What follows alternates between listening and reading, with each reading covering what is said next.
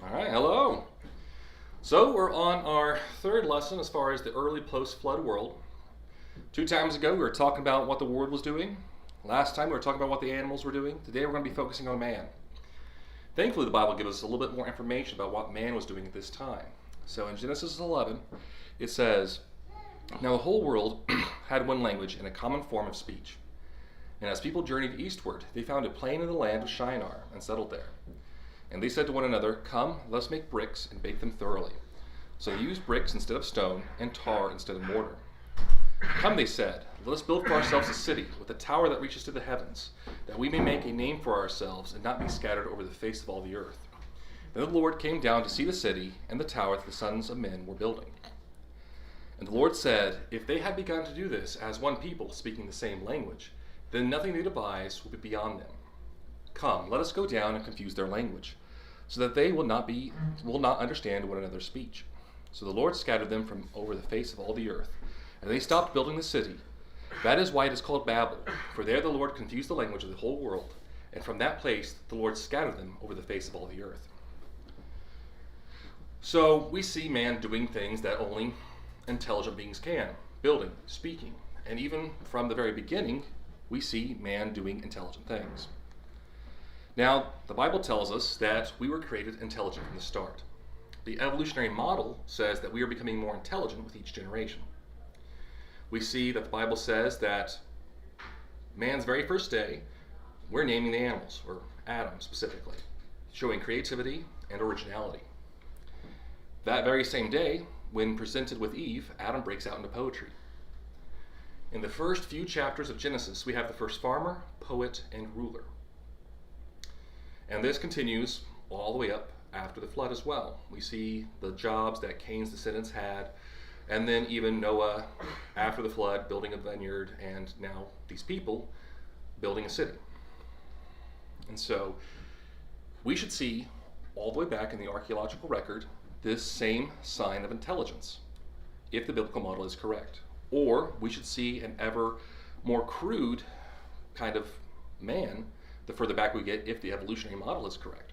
So let's see what we actually have. So this is Göbekli Tepe. This is the oldest known ceremonial center in the world. It's in the early Neolithic period. It has the oldest known temple structure on Earth.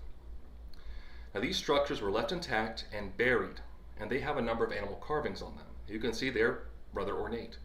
Some of them have been worn with time, but some of them are very well done. And what's most interesting about this is there are a number of animals that aren't found in this area anymore. You can see a picture of a dodo bird next to a carving of what looks like that same dodo bird, yet that drawing of a dodo bird occurred centuries, millennia later. You can see here a picture of some sort of bird that looks exactly like a penguin, and there's many others. And this is, as you can see on the map there, very close to Mount Ararat. The Mount Ararat region, not Mount Ararat itself. The mountains of Ararat. You can see very intricately carved, well ornamented stone structures, and very large stone structures, showing that there had to have been some ingenuity, not only in the carving, but in the placing of these stones. Things that would be difficult today with our current modern technology. Think of Stonehenge the same way. We see in the Minoan civilization, this is on the island of Crete, they may have had the first written language in all of Europe, and they definitely had a sophisticated code of laws. They had plumbing, drainage, the use of light reflection to illuminate structures, earthquake-resistant buildings, and very massive structures, all on the island of Crete. We also have La Bastida, Spain. Now the dates here are the evolutionary dates. Most likely they would have been a bit later in time, so they would have been a bit younger as far as on the time scale, biblically. But this is one of the oldest known cities in mainland Europe. It is known as Europe's most formidable city. It's a fortress with at least 6 defensive towers, with walls 20 feet high and 10 feet thick. They're second only to the Minoans in all of Europe. This shows not only ingenuity with building it, architectural understanding, but also a need for such a building, showing that there was definitely some complex social interactions occurring here, mainly warfare, which you don't need a defensive city like this if you're just a bunch of crude animal-like creatures attacking each other. this is a modern, almost war defense here, at least modern of the last few thousand years, or a few hundred years. We also see Stonehenge, the Great Pyramids, and the Terracotta Army. I will just butcher that name, I apologize, but this is a burial tomb in China that has massive numbers of soldiers made of terracotta, kind of like some sort of ceramic. And we are still digging these out. Shows incredible ingenuity, incredible design, and incredible scale. We even have this cup here that's 1,600 years old. It's a Roman artifact, and it changes light based upon where the light is, or changes color based upon where the light is coming from. If the light's coming from the front, it looks green, but from the back, it looks red. And this is achieved by using a very precise mixture of tiny particles of gold and silver. Now, modern scientists have retro-engineered this and produced a prototype. And this prototype was 100 times more sensitive to changes in salt levels in a liquid than current commercial sensors with similar technology. It would have been very useful for detecting poisons. This is incredibly just wonderful designs. Technology that we have a hard time reproducing today, millennia ago. So this shows in the archaeological record that even as far back as we can get, man was intelligent and producing things that would have been hard to produce today with much cruder instruments, tools, and resources. Now let's actually look at what the Bible says and see if we can match this to the archaeological record. So what does Genesis 11 tell us? Well, it says that all man spoke the same language. But if you read it carefully, it does not say that all men were in the same location. It says that they spoke all the same language and that some went to the land of Shinar, to the east. It says that they used mud brick instead of stone. They built a city and a tower to prevent people from spreading over the world, and that God changed their language and scattered them, and they stopped building the city. And so we can see that, well, the plains of Shinar are commonly agreed to be Mesopotamia. So that's where they went. And they went to the east, which again, mountains of Ararat, east of Shinar.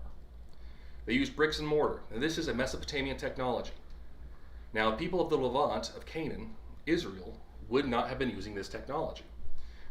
They would have stone there. And yet, they have a record of this technology in the right place and right time.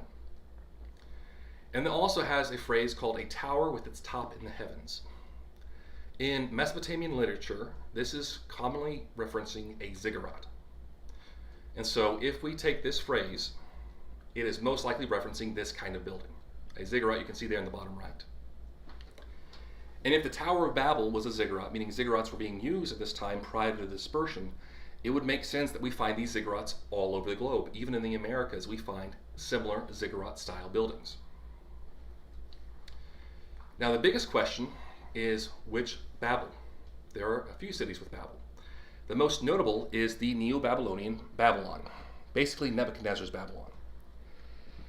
But this doesn't really fit very well, because archaeologically, it was formed in the 6th century BC. There's no evidence of a massive tower or building. There are some decent buildings there, decently sized, and they are great for that area, but they're not really out of place for that time period. And there's no evidence for any great dispersion, so it doesn't really match well with what we find in the Bible. But let's look at some of the other cities. There's a list here you can see. All of them often been called Babel, but most of them have been basically excluded because they don't really match at all, except for Eridu. This is the one location that fits all of the biblical criteria. And more so, the Neo-Babylonian Babylon, Nebuchadnezzar's Babylon, has even been referenced as being called Eridu, meaning that there's a connection between those two cities as far as name. And Eridu is the origin of the post-flood kings list. This is a Mesopotamian document that talks about the flood and has a kings list prior to and afterwards, meaning that this location, since it's the origin of this document, was a very well-to-do area, a very high-ranking area in the Mesopotamian world. Now, Eridu is located in southern Mesopotamia. You can see a little line there at the bottom right. And it is close to Ur. Now, this could be Abram's Ur of the Chaldeans, but there's more information coming out that seems to be that there's a different Ur of the Chaldeans further north that is most likely Abram's Ur, but we can't say for sure at this point in time. So we won't really go much into depth with that. If you have any questions, feel free to let me know. So this could be Abram's Ur, or it could be the other Ur. But Eridu is located in southern Mesopotamia, and you can even see where the ocean was. Those squiggly lines in the bottom right corner of that map are where the ocean waters were at about this time. So you can see them receding over time. It's also near a place called Tel al-Ubaid. This is where the Ubaid expansion appears to have come from. Just put that in your back pocket for now. We'll get more into that a little bit later. It was a religious hub that built and rebuilt many, many temples. And it has a massive, unfinished ziggurat that in the process of building this, the city was abandoned, leaving a huge platform left or behind.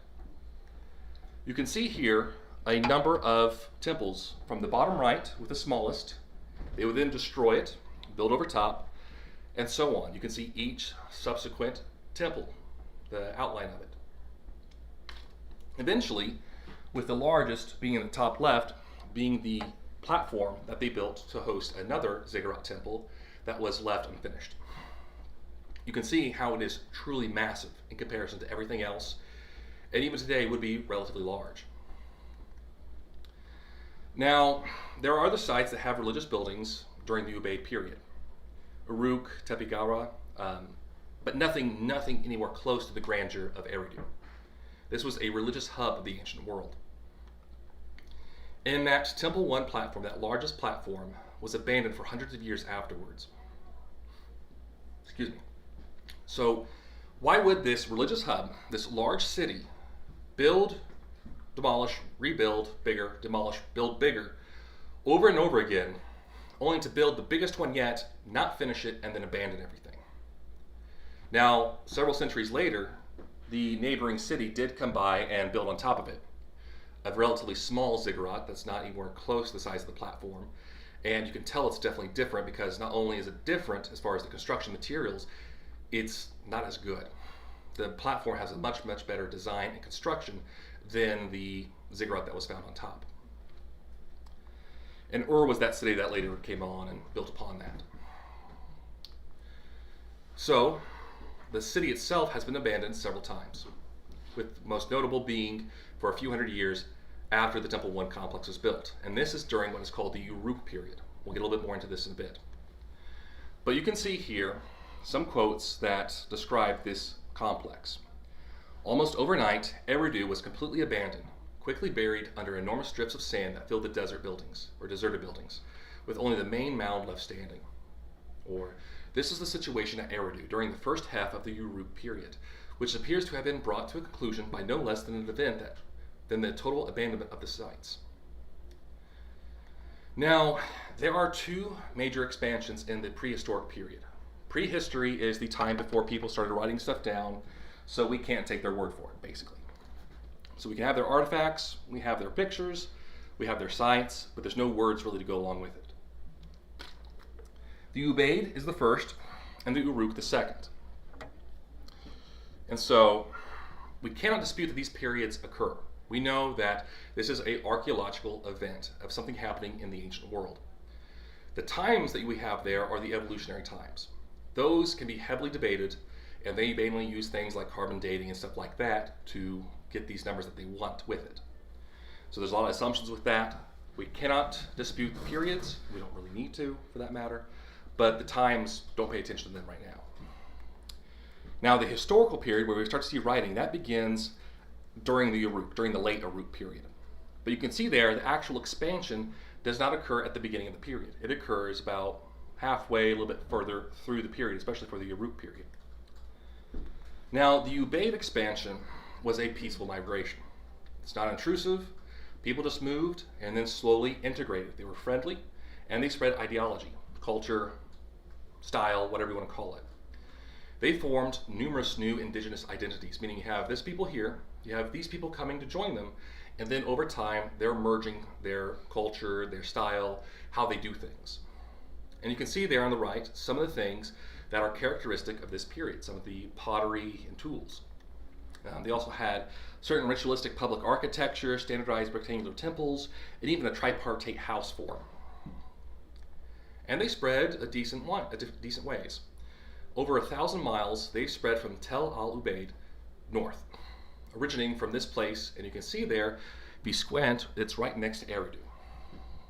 And this is a gradual, selectively appropriated by the northern community's expansion, meaning some places accepted them, some places didn't. But overall, it was peaceful. They didn't even have city walls during this expansion. We have no evidence of city walls as people were spreading out. So overall, a relatively friendly expansion, just people moving and integrating. The Uruk expansion was a little bit different. For one, we don't really see much changes in the artifacts, meaning that this occurred very quickly. Second is that it was even larger than the Ubaid expansion. Now, you can see the Euphrates there. That would be the Shinar Plains, Mesopotamia. Eridu would have been further down to the right. You can't see it on this map. But you can see the Levant, Canaan, even down to Israel and up towards Asia. All these are sites where the Uruk expansion occurred. So these are Uruk settlements. And they were different kind of settlements than the Ubaid. They either settled on virgin soil, so places that no one else had settled, or there was conflict. One site even had a full-blown invasion.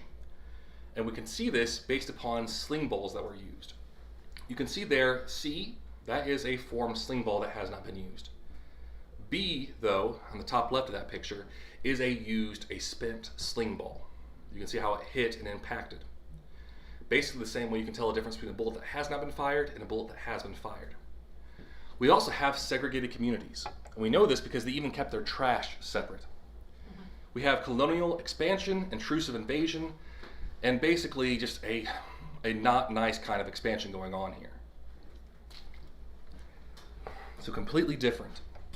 So in the archaeological record, we have a number of similarities with what we have in the Bible.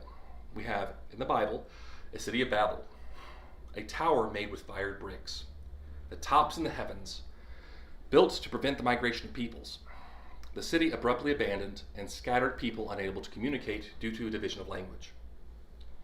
In the archaeological record, we see a city, Eridu, referenced as Babel. We have a ziggurat made with fire bricks. Again, tops in the heavens, a similar language about ziggurats in this area. Built after a migration. Stopped being built, city is abandoned. And then another expansion showing no cooperation, and all this occurring prior to written language.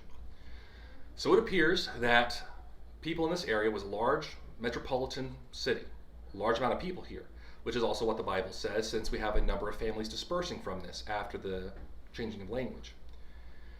We have people spreading out, and evidently these people don't want that to happen again. They don't want their people to leave the city, so they say, we're going to build an even better temple, a better building. They start to build it, and then this evidently is when God comes down, messes with their languages, causing them to stop building and spread out. And now when they're spreading out, they can no longer communicate with these other people. These other people that spoke the original language, they can't interact with them well. And this is all before the time where there would have been multiple languages. Today we have a number of languages. Somebody walks up to you and they don't speak your language, you can still communicate. You have an expectation of what to do with that. These people would not have. Even then, the languages today all have some sharing of words. I mean, think about Spanish, probably the second most common language in the US. There are some words in Spanish that are very similar, if not identical, to the words in English. Even Japanese, that has virtually no real family lineage compared to English, has a number of English words simply because of technology today and interaction with the cultures. And so we today have a better anticipation, a better understanding of languages that they would have not had at this time. And it is no wonder that violence would have resulted, or at least segregation, in many of these expansions. But language is a very interesting thing. Adam and Eve were pre-programmed with language. Day one, when Adam was created, he was able to talk his very first day. He was able to name the animals, presumably within hours of being created. God made us with language so that we could have fellowship with him, so we could talk and relate to him and each other. In Genesis 10, we find 78 families listed coming out of Babel. Now, there are 6,900 languages spoken in the world today.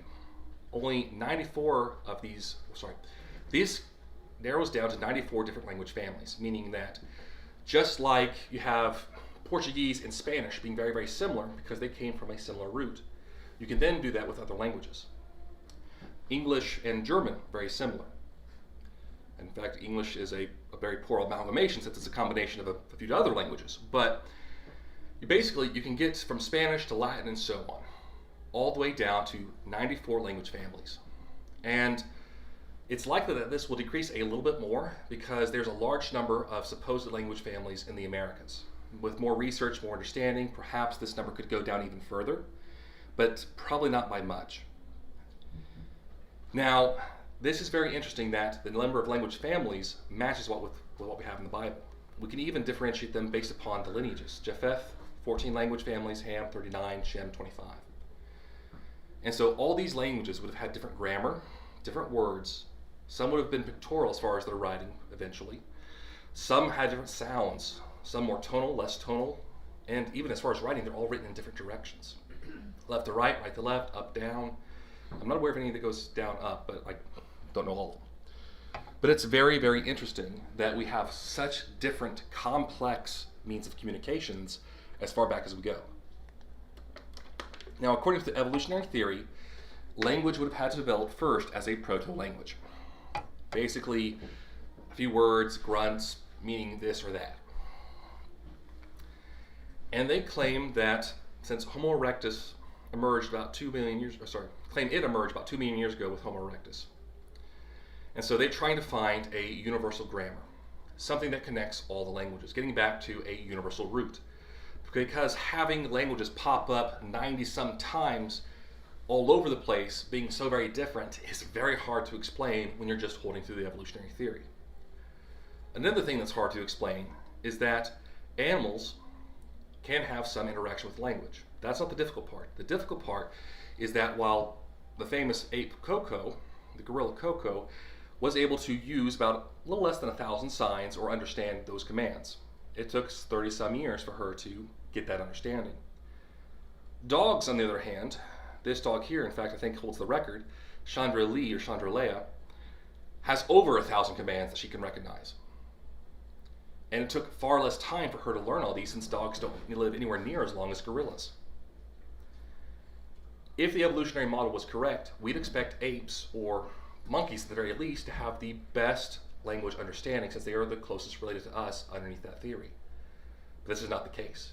Now, I'm not saying these animals had a good understanding of language. They responded to commands. They were able to remember a word. When this sound or this sign occurs, it's basically meaning this image. So they have a very rudimentary understanding of that. I'm not trying to argue anything like that.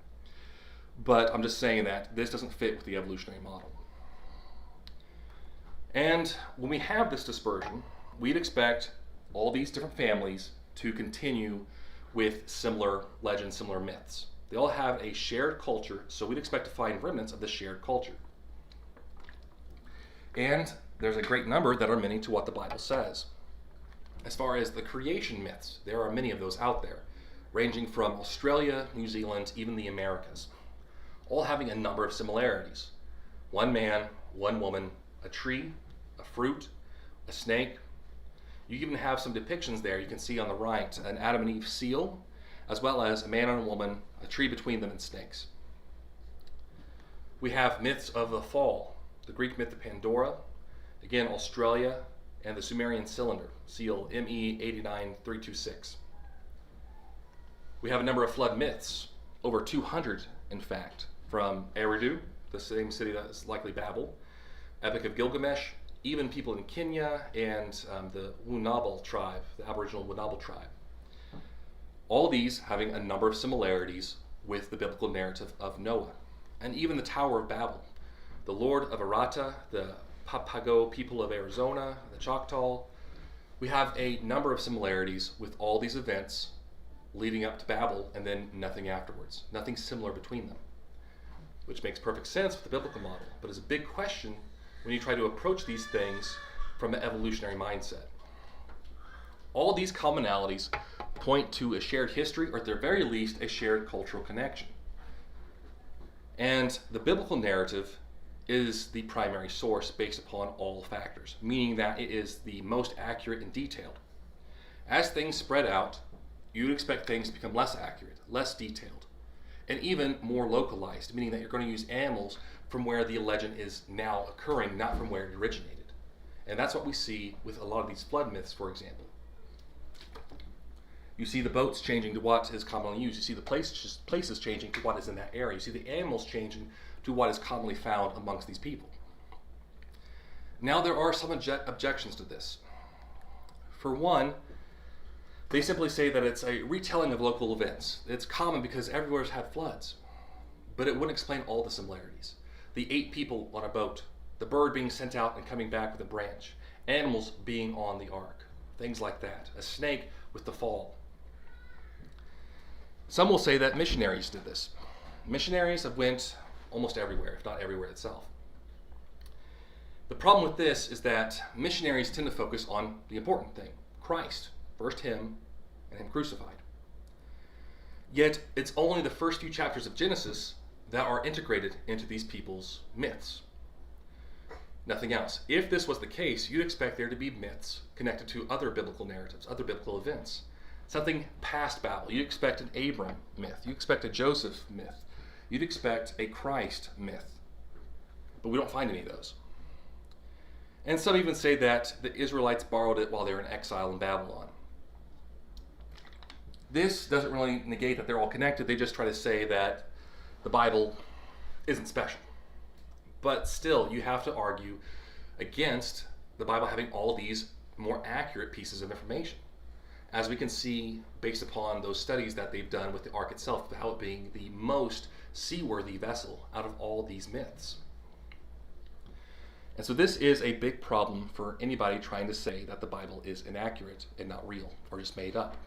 Because there's roots of it everywhere. There's evidence of it everywhere. It has impacted all of the people. At least these events have. Now that's it for archaeology for today. We will definitely get more into that later. For the rest of this today, we're going to be focusing a bit more on the genetics and population studies. Because a lot of people have the question is how can we get the 8 billion people of today from 6 people that lived 4,500 years ago? Everywhere you will see how it's not this chart, but a similar chart to that, except you don't have the flood, you don't have any of this. It's much, much longer in the past.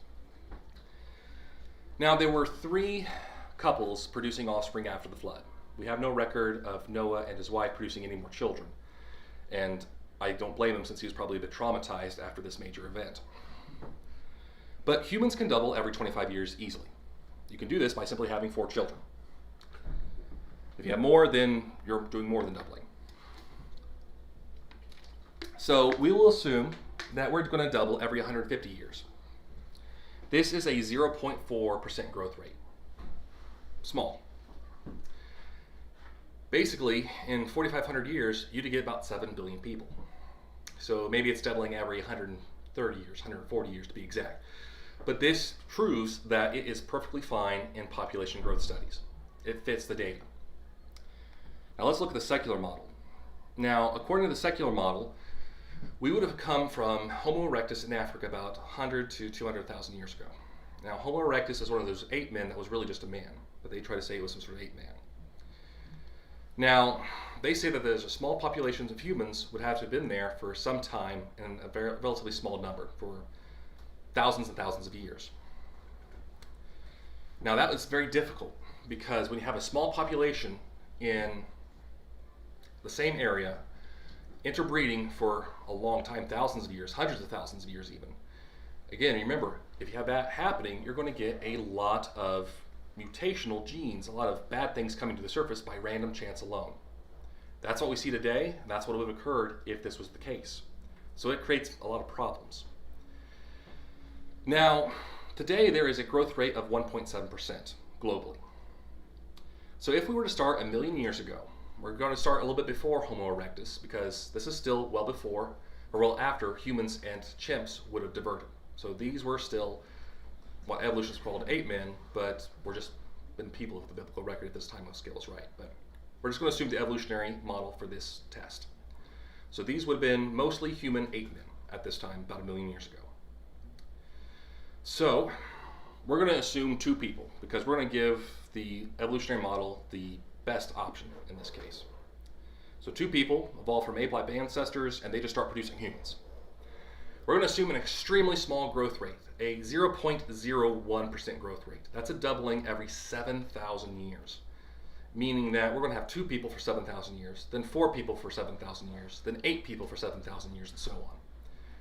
This is incredibly low to the point of being unsustainable. That means in a million years, we're going to have 142 doublings, resulting in 10 to the 44 living people today. Not 10 to the 44 people existing throughout history. That's the people that would be present with this growth rate in this time scale. Now, if you assume that, all this started 100,000 years ago with what they actually say is their starting population, about 10,000, with the same growth rate, you're going to get even more people. So you're going to get 6.3 times 10 to the 56. Where are all the bodies? There should be a lot more evidence of people. And remember, all the human and ape fossils can fit in the back of a pickup truck. We don't have many of them. We should have a lot more if the evolutionary theory, the model, is correct. But we have more information than just what we find in the fossil record. We have ourselves. Now, if you remember, we were talking about how animals, the differences among animals, do not match what we'd expect to see from mutation alone. We see the same thing in humans. If we assume that humans were created 6,000 years ago, with the modern mutation rate of 78 base pairs changing per generation, we would get about 0.4% of the differences between me and you. So basically, among humans, we're going to have a few differences, different genes and stuff like that. If those came about only from mutations, there's not enough time for it. So this, since it is the same thing even with all the animals as we talked about before, suggests that God created us with some heterozygosity, heterogeneity, different genes. So 2 copies of the genes in our genome. A lot of genetic variability. And if we look at the secular model, the evolutionary model, assuming a time scale of 200,000 years, remember that is when modern humans arose, we would then assume the current mutation rate, 78 base pairs per generation. We could only then still get about 12% of the differences between me and you, meaning that even with the evolutionary model, there's not enough time. So what they do is they say that there has to be some initial heterogeneity, that these differences between me and you, part of them arose prior to the last arising of the modern man. So all those 8 men that we discovered, that we went over a few sessions ago, they would have been producing the differences between me and you. The problem is that they can only produce so many mutations in their thousands of years. So they have to push everything back. Because remember, we are not those 8 men. We are different than those 8 men according to the evolutionary model. So those differences, those mutations that result in those differences, had to arise in that time frame as well, and there's just not enough time. So they just keep pushing it back. So their model is relying on that heterogeneity as well. To get the differences between me and you or any other random person, it would take 1.7 million years at the modern mutation rate. And so it's basically pushing everything back further and further, according to the evolutionary model. So there's just not enough time. So both models rely on some initial heterogeneity. Now, sometimes they will try to approach this problem from a different view. They will try to say, okay, these 2 species, these 2 things diverged about this time, some million years ago, thousands of years ago, something like that. And then they will say, okay, we got these differences between these 2 species, these 2 types of creatures. Therefore, we can predict the mutation rate based upon this time scale. And they're never accurate. So there's nothing promoting the evolutionary timeline as far as genetics goes, at least not when talking about nuclear DNA. But let's try to factor out the heterogeneity the same way we did last time with the mitochondrial DNA, by looking at not only the mitochondrial, but also the Y chromosomes. The mitochondrial DNA and the Y chromosomes do not shuffle.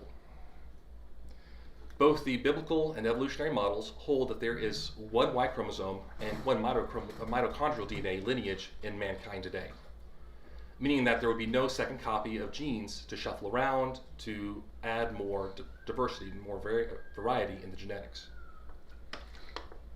And mitochondria are passed down mother to child, but only the women pass their mitochondria down. Very similar to the Y chromosomes. Males have Y chromosomes, they pass it on to their son. And it just keeps going that way. Now, males have an X and a Y, but we're going to focus on that Y there. Now, my Y chromosome is going to be different than most other males' Y chromosomes. There are going to be some differences. Even between me and my father, there's going to be some differences. Now, the less differences, the closer we are going to be related. And just like comparing a book, two books, say there's a typo in one, we can see, okay, this one has a typo here. If this book over here also has that same typo, then we know that these two books came from the same lineage, genetically speaking. And then, okay, you have this one that has that same typo, but you have another typo onto that. But this book here doesn't, and this book here does. Meaning that we can get an order to how these Y chromosomes were produced. Some sort of lineage, some sort of family tree, basically. And I also want to note here real quick that, again, the human and chimp Y chromosomes are two different. There's only a 14 to 27% similarity factoring out, or comparing apples to apples, basically. There's just no way that they can be connected by any sense of mutations as far as the evolutionary time scale. It just doesn't fit. But we're going to focus on the human to human Y chromosomes. And when we make this family tree, you're going to get something like this. This is called a broomstick model. The living individuals will be on the right side. Now that is basically everybody that you're going to be living around. So you have all these Y chromosomes. And because this population of people have been interbreeding, intermarrying for, let's say, a few centuries, they're all going to be relatively similar. But they're all going to go back to a single, most common recent ancestor. But then it's going to go further back. You're going to get this long chain there. That doesn't mean that it was a continuous or a near continuous lineage of father, son, father, son, father, son.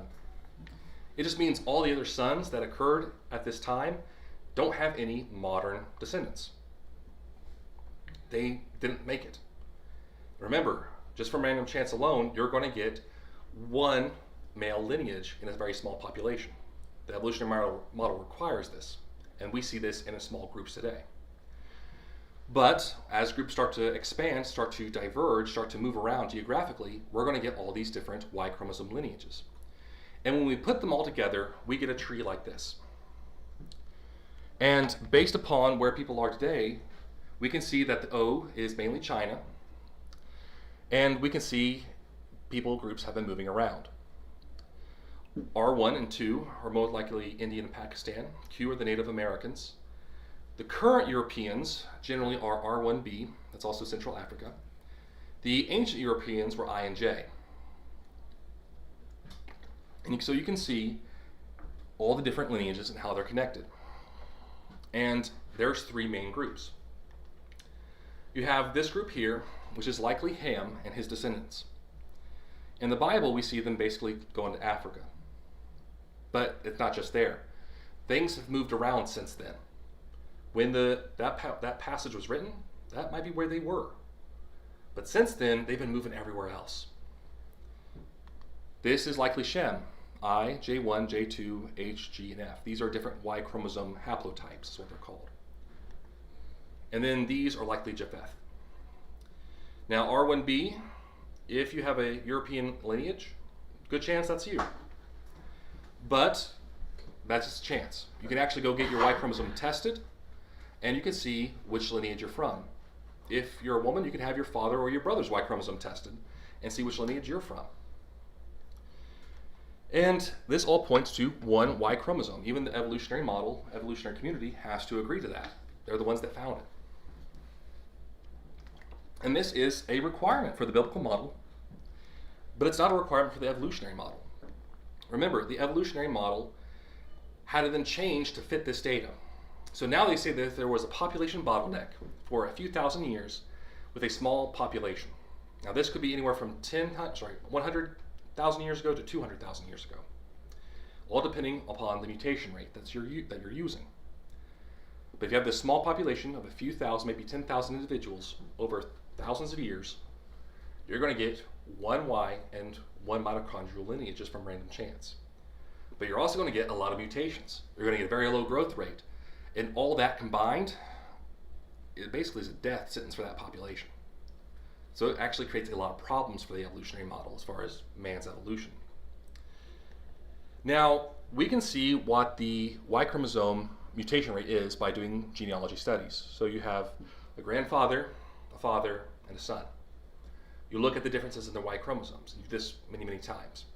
Iceland is great for this because they have kept great genealogies and they're a relatively small population that doesn't have a lot of traveling to there. And in general, we're going to get 1 to 3 mutations per generation. This is empirically obtained measurements, meaning that they did the scientific method to get this. But the evolutionists will commonly use a phylogenetic rate, meaning they take the divergence of ape and man. They'll then say, okay, there's this much of a difference. They occurred this far back in the past, millions of years, and then they use that to get a mutation rate. And then they say, oh, look, the mutation rate matches our model because they use their model to get the mutation rate. It's a circular reasoning. Some are a little bit better, but not by much. They try to use a historical rate, and they mainly use like the divergence between man from in Native Americans from the Asian descendant or ancestors. So when people cross the ice bridge or the Bering Strait through the ice in the Ice Age, you have a split between those two populations geographically, meaning they're not going to interbreed and you're going to get 2 separate Y chromosome lineages. And based upon the differences of those lineages, you then assume that they occurred 10, 20,000 years ago, whatever the evolutionary model requires, and then you're going to get a mutation rate from that. Again, they're assuming the evolutionary model to prove the evolutionary model. Not great science, especially when you have an empirically derived mutation rate. And when we do that, you can see there on the right, now when it says the actual evolutionary route, that's just the differences between Y chromosomes. And so the predicted biblical model timescale, using the mutation rate we get empirically, it's going to match the differences between Y chromosomes we see today. The evolutionary timescale doesn't fit when we use the empirical data, when we use the genealogy rates that we get today from comparing father to son. Now, one little thing that is different for the biblical model, or that's a little outside the biblical model, is that there are some Y chromosome lineages that you can see here that don't fit in the standard deviation. Now, when you have a model that is nearly 100%, but just shy of it, it means that you're missing something. It means you're on the right track, but you're missing something. Now, we'll put a pin in that. We'll get to that here in a few slides, but just remember that. Now, let's look at the mitochondrial DNA. We have about 15,000 base pairs of mitochondrial DNA, not a lot. So it's very easy to study. And we can do the same thing that we did with the Y chromosome. We can see how many mutations would result. We can see if there's one mitochondrial lineage and stuff like that. And even the evolutionary papers themselves, the evolutionary community, show that there is one mitochondrial lineage. There is what they call mitochondrial Eve, and she existed some 7,000 years ago. Now, this is close to the biblical model. Now, there are some assumptions with this, so it probably can be tweaked down a little bit, but still it's very close. Coming from an evolutionary paper, that's very surprising. And this is also repeatable with other organisms, as we've seen previously. And when we map these out, we get this pattern here. And this one has the 3 groups highlighted. And so these 3 are the wives of Noah's sons. Now, Eve could be in here. We don't know. Because whoever was the most common recent ancestor of these 3 women is basically near the center there. It could be Eve if they were not related to each other except all the way back to Eve. Or these 3 women could be sisters. If they're sisters, then that's just her mother, and Eve would have been slightly different than that. They'll be close. And you can see here that we have a very similar pattern to the Y chromosome. We have all those long lines there. That means there's more mutations in this group, and this is the same group that had more mutations in the Y chromosome. And so let's look a little bit closer at this. And so for most of this, we are assuming a generation about every 25 years. But these groups are the African lineages, the African people groups. Now, if we assume a generation of 15 years, then the mutation rate fits within the biblical timescale. And if we look at the data from the 1970s and today, we're going to get a much earlier, as far as their age, marriage rate in Africa. For women younger than 20, they have a 3-fold increased chance of being married than the rest of the world. Even after they turn 20, when they're in the 20s and 30s, there is a 1.5% chance that they are married compared to the rest of the world. Meaning that the peoples in this area tend to get married very young. And based upon this data, this is a trend that has continued for quite some time. And this would mean that it fits the biblical model perfectly if we have this little change in this group, which is supported by empirical evidence today. So overall, we have 300 mutation differences from me to you as far as if you're a man with the Y chromosome. And all that fits perfectly with the 4,500 years.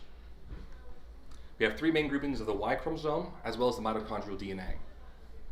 And while we can't be exactly certain of which actual strand would be Noah, Shem, Ham's, Japheth's, or their wives, we can get pretty close within a few handfuls there, basically. And we can be very certain of their lineages.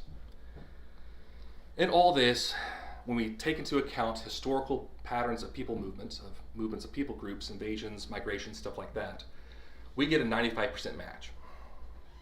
Most of the places that don't match are the places like small island groups where we don't have a lot of information as far as their history. Whenever you have something matching this close, it means your model's onto something. It means you're really close and just need to make a few tweaks to it. All this fitting perfectly within the biblical record. So we went over the animals. What is a biblical kind, and how we get all the different species today, and how the information we have genetically matches perfectly for the Bible, but imperfectly for the evolutionary model. We went over the archaeology, how the archaeological record has a near perfect match to the Bible. It's great if we had a little bit more to get more information, but everything we have matches perfectly with the Bible. We also went through genetics of man today, the Y chromosome and the mitochondrial DNA. And we get lineages from that not only match with the historic record, but also the Bible itself, which is more important. So here are a number of resources as far as wanting to get more information on this. Now, if you want more information on the genetics of the animals, look at Nathaniel Jeanson's book, Replacing Darwin. If you're more interested in the genealogy, as far as the movement of people groups and stuff like that, want to get your Y chromosome or mitochondrial DNA tested, look at the book Trace by Nathaniel Jeanson. And if you're more interested in the archaeology of the Tower of Babel and all that, look at Dr. Douglas Petrovich. He may be on the other page. But he is the one that has been spearheading that movement, and you can find a number of his papers online free. Are there any questions coming in? Any questions here? Okay. All right, well, that's it for today. Next time, we're going to be getting a bit more into the biblical record because it gives us a lot more as far as what to do. And we're going to be showing that the archaeological record supports each individual claim. That being said, we're going to be covering a lot more verses, a lot more chapters, even a lot more books, even. And so you may not be able to read everything as we go on, so I encourage you to take some notes and go back, and when you reread it again, have some of these notes in mind.